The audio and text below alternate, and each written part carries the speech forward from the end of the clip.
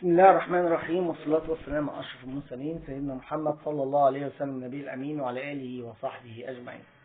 إن شاء الله هنتكلم دلوقتي على قيمة أدائك وانتظامك على السنن الرواتب اللي هي الصيام. الفرض هو رمضان، والسنن اللي هي صيام 13 14 و15 أو الاثنين والخميس من كل أسبوع، أو الصيام الأيام المفضلة زي يوم عرفة ويوم النص من شعبان وهكذا، والمحرم وعاشوراء.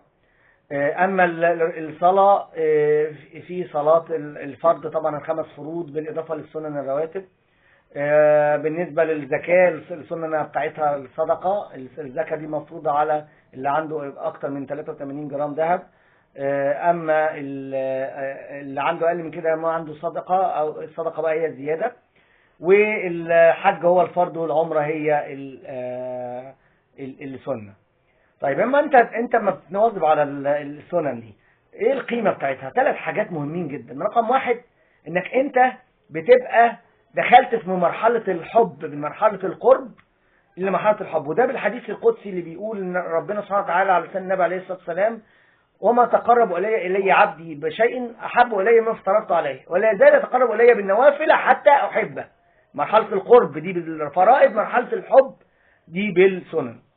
رقم 2، ان ربنا بفضل وجوده وكرمه ومنه ممكن يسد بيها عجز الفرائض.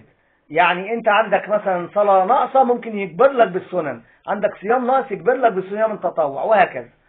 رقم 3، انك انت بيقيك اداء السنن عن ان انت يعني تتجنب لوم والنبي عليه الصلاة والسلام يوم القيامة، لانه بيلومك على عدم اتباعك سنته، ومن خجلك منه لحم وجهك بيقع من كتر الخجل من النبي عليه الصلاة والسلام. نسأل الله تعالى أن يعلمنا وينفعنا فيما علمنا، والسلام عليكم ورحمة الله وبركاته.